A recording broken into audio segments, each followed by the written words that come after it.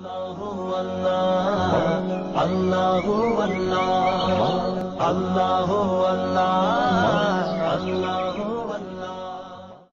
सदका जारिया हासिल करने के लिए इस वीडियो को शेयर करना मत भूलें। जज़ाकल्लाह।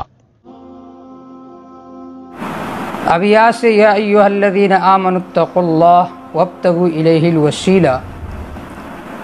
इमाम राज़ी रहमहुल्लाह तफसीरी कबीर में आयत मज़कूरा का रबत बयान करते हैं कि इससे क़बल अहले किताब के दो अयूब ज़िक्र हो गए।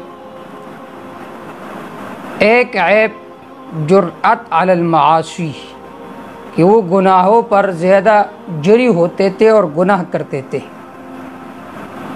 और दूसरा ऐब अपने आबा व अजदाद के आमाल पर फ़ख्र करना।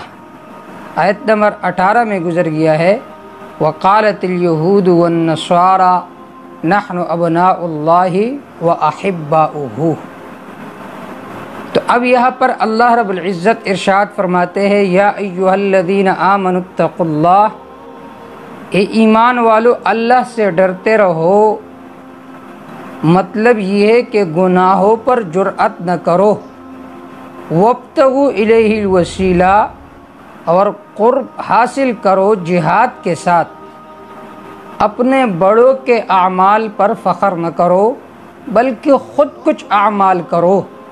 वब्तगू इलैहिल वसीला, ये है रबत या अय्युहल्लज़ीना आमनुत्तक़ुल्लाह वब्तगू इलैहिल वसीला का माक़बल के साथ। अब यहाँ पर बाज़ ज़रात इब्तगू इलैहिल वसीला, इससे वसीला बिज़्ज़वातिल फ़ाज़िला साबित करते हैं कि किसी नेक शख़्स की ज़ात का वसीला देकर अल्लाह से दुआ मांगना। क़त्अ नज़र इस बात के हम दलाइल ज़िक्र करें, अहनाफ के यहाँ वसीला बिज़्ज़वातिल फ़ाज़िला मकरूह तहरीमी है। फ़िक़्ह के जितनी कुतुब है उसमें आप निकालिए किताबुल कराहियत, उसमें ये तशरीह मौजूद है, वयुक्रहु लिर्रजुलि अन यक़ूल फ़ी दुआइही बिहक़्क़ि फ़लान व बिहक़्क़ि नबी व बिहक़्क़ि वली, कि मकरूह है किसी के लिए कि दुआ में वो ये कहे कि फ़लाँ के वसीले से मैं दुआ मांगता हूँ, वली के वसीले से मैं दुआ मांगता हूँ। ये मकरूह तहरीमी है इंदल अहनाफ भी। अब इस आयत से जो हज़रात वसीला बिज़्ज़वातिल फ़ाज़िला साबित करते हैं, तो उनके लिए एक हवाला सिर्फ काफ़ी है, वो है हकीमुल उम्मत मुजद्दिदुल मिल्लत अल्लामा अशरफ अली तहानवी रहमतुल्लाह की तफ़सीर बयानुल कुरान का। हज़रत फरमाते हैं उसमें मसालिकुस सुलूक में कि इस आयत का वसीला बिज़्ज़वातिल फ़ाज़िला के साथ कोई मस और ताल्लुक़ नहीं है। इस आयत का वसीला बिज़्ज़वातिल फ़ाज़िला के साथ कोई मस और ताल्लुक़ नहीं है। लिहाजा जो हज़रात इस आयत से वसीला बिज़्ज़वातिल फ़ाज़िला साबित करते हैं, वो लोग बहुत बड़ी ख़ता पर है, बल्कि वो लोग ख़ताए अज़ीम पर है।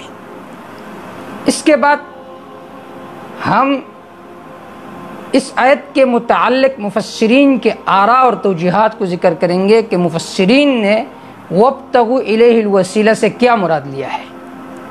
देखिए, वसीला का जो लफ्ज़ है ये लुग़त के एतबार से बमाना क़ुर्बत के है। अल वसीला अल क़ुर्बा, वसीला कहते हैं क़ुर्बत को, नज़दीकत को।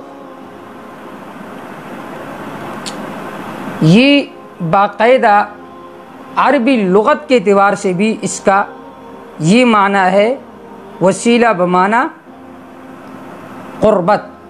जैसा कि एक सालिक कहता है, वलम्मा असैना बिस्सुयूफ़ि तक़त्तअत वसाइलु कानत क़ब्लु सलिमन हबालुहा। अब यहाँ पर वसाइल का माना है क़ुर्बत। इसी तरह यहाँ पर भी या अय्युहल्लज़ीना आमनू ईमान वालो इत्तक़ुल्लाह, अल्लाह से डरते रहो, वब्तगू इलैहिल वसीला, अल्लाह के तरफ क़ुर्बत तलाश करो, अल्लाह के तरफ नज़दीकत तलाश करो। अब मुफस्सिरीन ने यहाँ पर वसीला से कौन सा माना मुराद लिया है? آئیے دیکھتے ہیں مفسرین کیا فرماتے ہیں۔ امام راضی رحمہ اللہ فرماتے ہیں کہ ساری دین کا نچوڑ دو باتوں میں ہے۔ نمبر 1 ترک منہیات، کہ آدمی گناہوں کو چھوڑے، اور اس کے طرف اشارہ ہے اس آیت میں، یا ایھا الذین آمنوا اتقوا اللہ، اے ایمان والو اللہ سے ڈرتے رہو، گناہوں کو چھوڑو، منہیات کو چھوڑو۔ اور دوسرا امر ہے مأمورات کو بجا لانا، وفیہ اشار بقولہ وابتغوا الیہ الوسیلۃ وجاہدوا فی سبیلہ، اور دوسرے امر کے طرف اس آیت میں اشارہ ہے، وابتغوا الیہ الوسیلہ، اللہ کے طرف قربت تلاش کرو، اور قربت یہ ہے وجاہدوا فی سبیلہ۔ اسی طرح اس کے علاوہ اور بھی بہت سارے مفسرین وہ فرماتے ہیں کہ وسیلہ سے مراد وسیلہ بالاعمال مراد ہے۔ امام راغب مفردات القرآن میں لکھتے ہیں، حقیق الوسیلۃ الی اللہ مراعات السبیل بالعلم والعمل، کہ وسیلہ کی حقیقت یہ ہے کہ آدمی علم اور عمل کے ساتھ اللہ کے طرف پہنچے، اللہ کا راہ تلاش کرے علم اور عمل کے ساتھ۔ اس طرح خطیبی شربینی لکھتے ہیں، وابتغوا الی الوسیلہ اطلبوا ما تتوسلون من فعل الطاعات وترک المعاصی، کہ تم تلاش کرو ما تتوسلون، جس کے ذریعے سے تم قربت حاصل کرو، وہ کون سی چیزیں ہیں؟ من فعل الطاعات، نیک اعمال کرو، وترک المعاصی، گناہوں کو چھوڑو۔ اس طرح کتاب التسہیل میں ابن جوزی فرماتے ہیں، وسیلہ کہتے ہیں ما یتوسل بہ ویتقرب الی اللہ تعالی من الاعمال الصالحہ والدعاء، وسیلہ یہ ہے کہ آدمی اللہ کے طرف قربت تلاش کرے نیک اعمال کے ساتھ، اسی طرح آدمی گناہوں کو چھوڑے، یہ ہے وسیلہ۔ روح المعانی میں ہے، وسیلہ بروزنی فعیلہ من فعل الطاعات وترک المعاصی، نیک اعمال کرو، وترک المعاصی، گناہوں کو چھوڑو، یہ ہے وسیلہ۔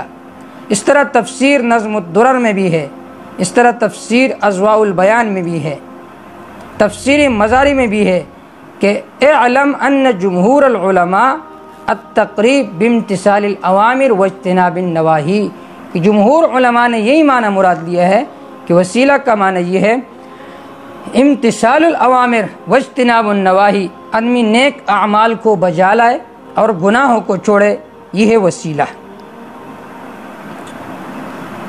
اب جو حضرات اس سے وسیلہ بالذوات الفاضلہ ثابت کرتے ہیں تو اس کی مثال ایسا ہی ہے جیسے استغاثۃ المحبوس من المحبوس۔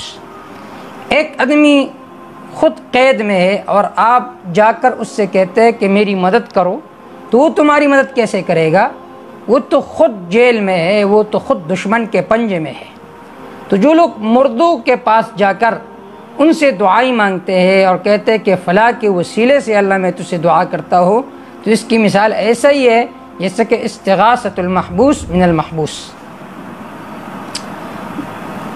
اب احادیث سے جس وسیلے کا اثبات ہے وہ وسیلہ بالاعمال ہے۔ وہ حدیث غار آپ نے سنا ہوگا کہ 3 آدمی تھے، کسی غار میں ان کا جانا ہوا، جب رات کو غار میں سوئے تو ایک چٹان آ گیا اور اس کی وجہ سے غار کا منہ بند ہو گیا۔ ہر ایک نے کہا کہ اپنے اپنے اعمال کا وسیلہ پیش کرو اللہ کے سامنے۔ ایک نے کہا یا اللہ میرے تو اور کوئی اعمال نہیں ہے بلکہ صرف میرے بوڑھے والدین تھے، میں دن کو کماتا تھا، رات کو جب جاتا تھا تو ان کو کھلاتا پلاتا تھا۔ ایک دن ایسا ہوا کہ تاخیر ہوئی، جب میں چلا گیا میرے والدین سوئے ہوئے تھے، میں نے دودھ کا پیالہ لیا اور اس کے سرانے کے قریب کھڑا ہو گیا۔ جب صبح ہو گئی تو میں نے ان کے سامنے دودھ پیش کیا، حال یہ کہ میرے بچے رو رہے تھے، میرے پاؤں میں بلبلا رہے تھے، اے اللہ اگر یہ عمل میں نے صرف آپ کے رضا کے لیے کیا ہے تو ہم سے اس مصیبت کو دور فرما۔ تو وہ چٹان تھوڑا سا ہٹ کیا۔ پھر دوسرے نے اپنا عمل پیش کیا، اے اللہ میرا کوئی عمل تو نہیں تھا لیکن ایک چچزاد بہن تھی، میں ان پر عاشق تھا، ایک مرتبہ وہ مجبور ہو گئی، میرے پاس آ گئی اور میں نے جب غلط کام کا ارادہ کیا، اس نے کہا اے اللہ کے بندے اللہ سے ڈریے، میں نے اللہ کے واسطے اس کو چھوڑ دیا، اے اللہ اگر یہ عمل میں نے آپ کے رضا کے لیے کیا ہے تو ہمیں اس مصیبت سے نجات عطا فرما۔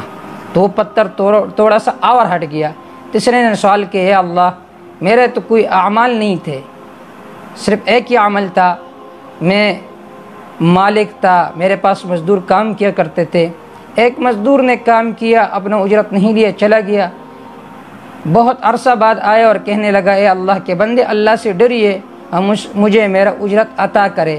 تو میں نے اس سے کہا کہ دیکھیے وہاں پر اس میں جو غلام ہے، بکری ہے، بیڑ ہے، یہ سب کچھ آپ کا ہے۔ اس نے مجھ سے کہا اے اللہ کے بندے میرے ساتھ مذاق نہ کرے۔ میں نے کہا میں مذاق نہیں کرتا، بلکہ آپ کے ان پیسوں سے میں نے کاروبار شروع کیا تھا اور اب اتنے ہو گئے یہ۔ پھر کہنے لگا اے اللہ اگر یہ عمل میں نے آپ کے رضا کے لیے کیا ہے تو ہمیں اس مصیبت سے نجات عطا فرما۔ تو وہ پتھر ہٹ گیا مکمل طور پر۔